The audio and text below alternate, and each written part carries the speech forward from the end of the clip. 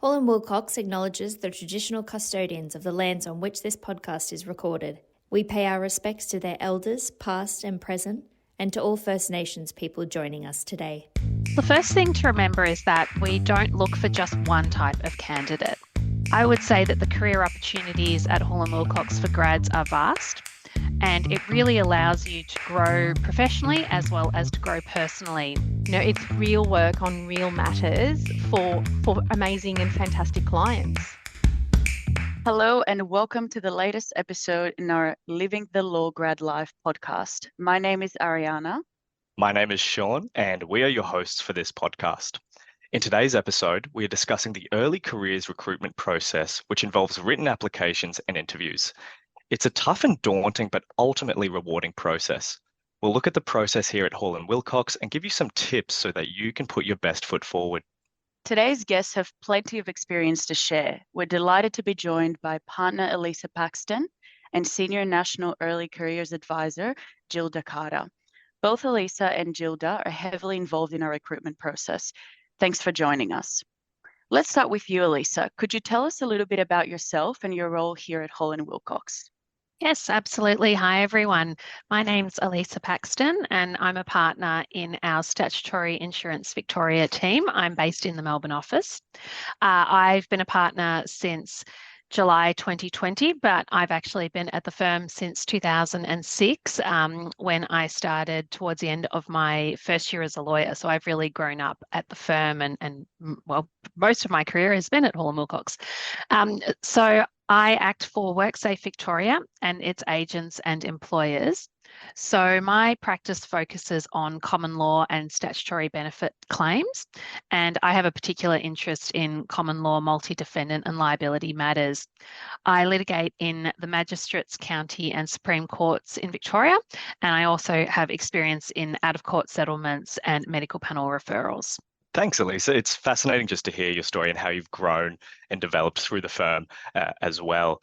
And how about yourself, Jill? What's your story and your role here at Hall & Wilcox? Hi, everyone, and thanks for having me. I've spent almost all of my career working in law firms, both in practice groups and in corporate services teams. Because of my diverse experience, I bring a really unique skill set to my role as Senior National Early Careers Advisor. And my role focuses on recruiting clerks and graduates, as well as First Nations Pathway Program participants, as well as working with our current national cohort of graduates each year. My role is to help set them up for success when they finish their graduate year with us. Thanks, Jill. So I think one of Hall & Wilcox's points of difference is we offer blind recruitment during the clerkship and graduate application process. Could you tell us a little bit about what this is and why you do it? Yeah, sure, Sean. During the application process, name, gender, suburb and secondary schooling is redacted, and that is not visible when we screen and review the applications. The purpose of blind recruitment is to eliminate or reduce conscious and unconscious bias. We all have inherent biases sometimes, so we want to ensure that we are being open-minded about differences and also celebrating diversity. There was an Australian study by researchers working at the University in Melbourne and Monash Business School that has confirmed English-sounding names receive more interest in their job applications. So they are 45% less likely to be considered for non-leadership roles, and we want to ensure that we don't discriminate when we recruit. That's right. I thought those stats were just so interesting. And what we're aiming to do is evaluate the individual based on their skills and their experience. That's why it is so important to have blind recruitment as part of the application process.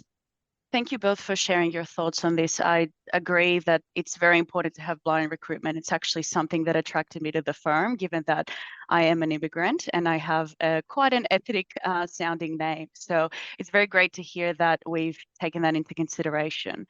So how do you think that candidates can make their application stand out? Do you have some tips to share? Well, the first thing to remember is that we don't look for just one type of candidate. When we screen applications, we really want to get a feel for who you are as a person. So make sure you let your personality shine through. Another thing to remember is that grades are not everything.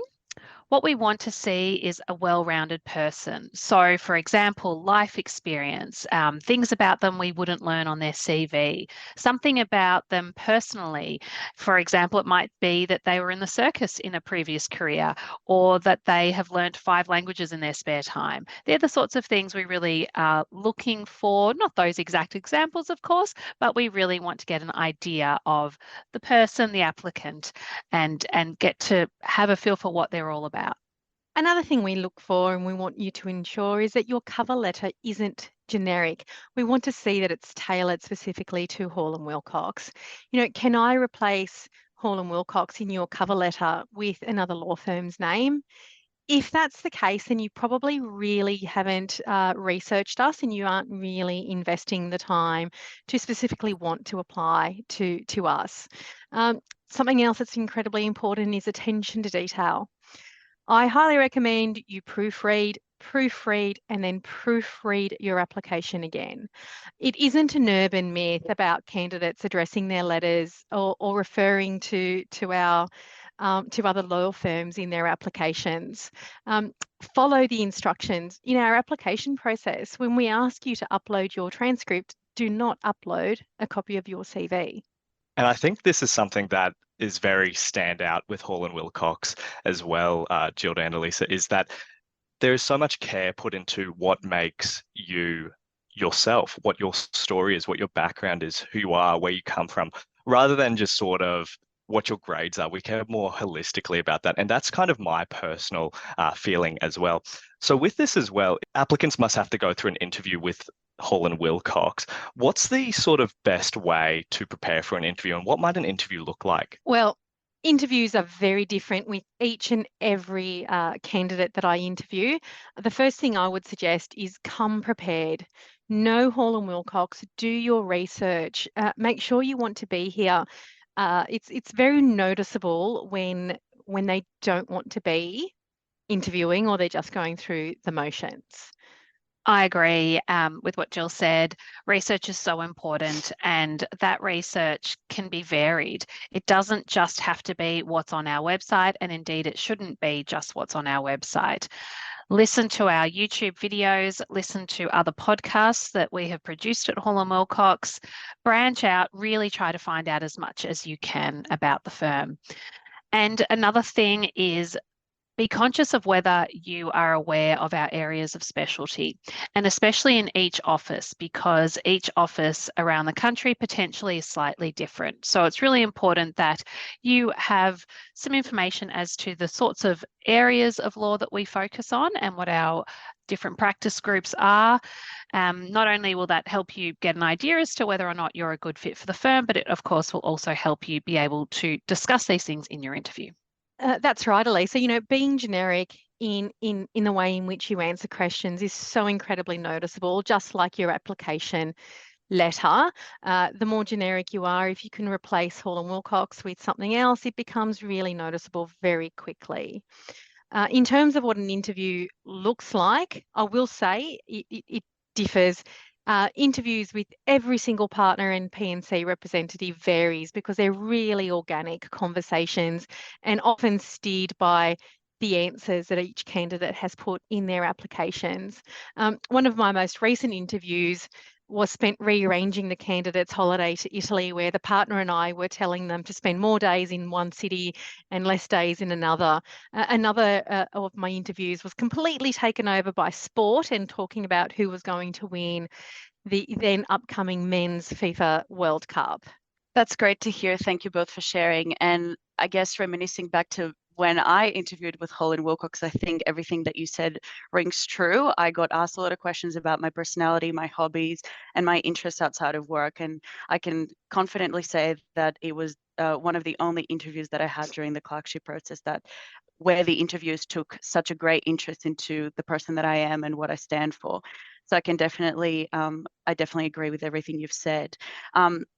How can students best answer questions that potentially they didn't anticipate or prepare for during the interview? So they've done the prep, they've connected with the firm, they've done their networking.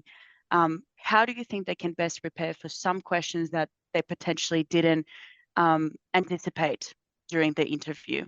Well, we value authenticity at Hall & Wilcox. So I think in that situation, the best thing you can do is be yourself and not be a version that you think we want to meet.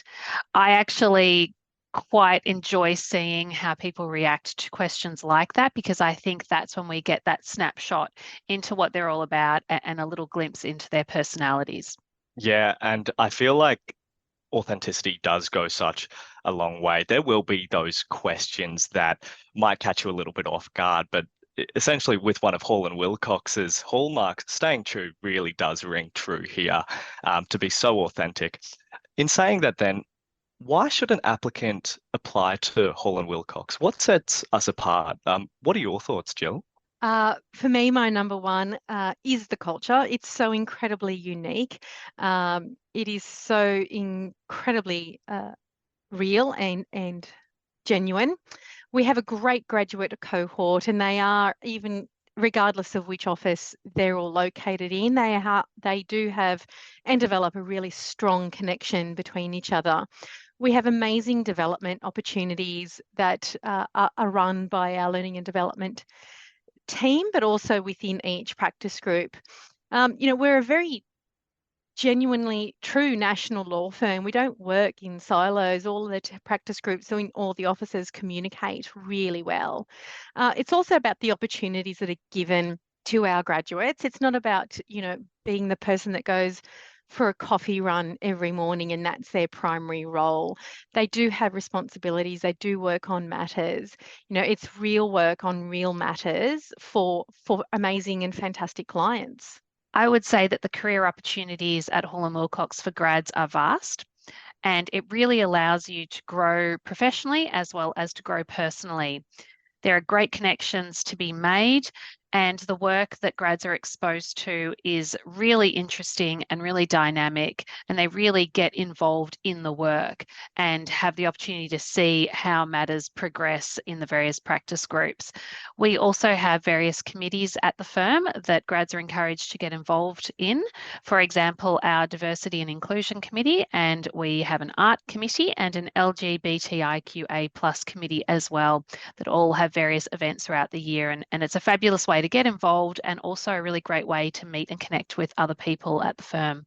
That's really great, thank you. And I think Sean and I are the prime example of better together and networking, especially because we're two grads from two separate offices. So we met during our first week of induction in the Melbourne office, and here we are hosting a podcast together. So I think everything you've just said is very well encaptured into this little podcast. So that brings us to an end, but we do have a final question.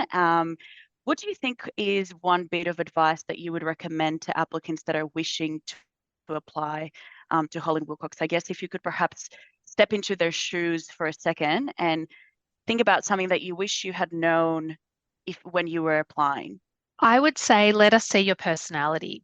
The interview is as much us getting to know you as it is you getting to know us and getting a feel for Hall & Wilcox, and for you to have the opportunity to decide whether you think it's a good fit for you. So it's very much that two-way street.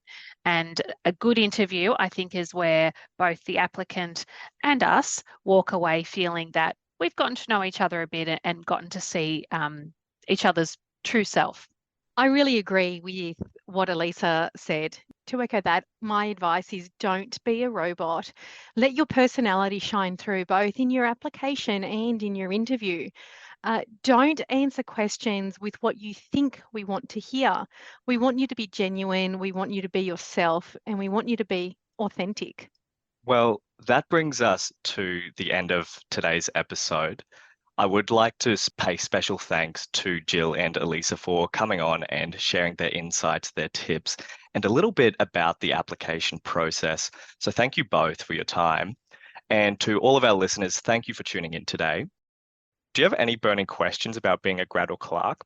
We'll be hosting a Q&A episode later in the season where a group of Hall & Wilcox grads will answer listener questions. So please pop them in the Q&A box below this episode or DM us on Instagram, and stay tuned for the episode. You can find our details on our website, which is hallandwilcox.com.au, or connect with us on LinkedIn. If you enjoyed today's podcast, then rate, review, or follow our podcast wherever you get your podcasts. Thank you.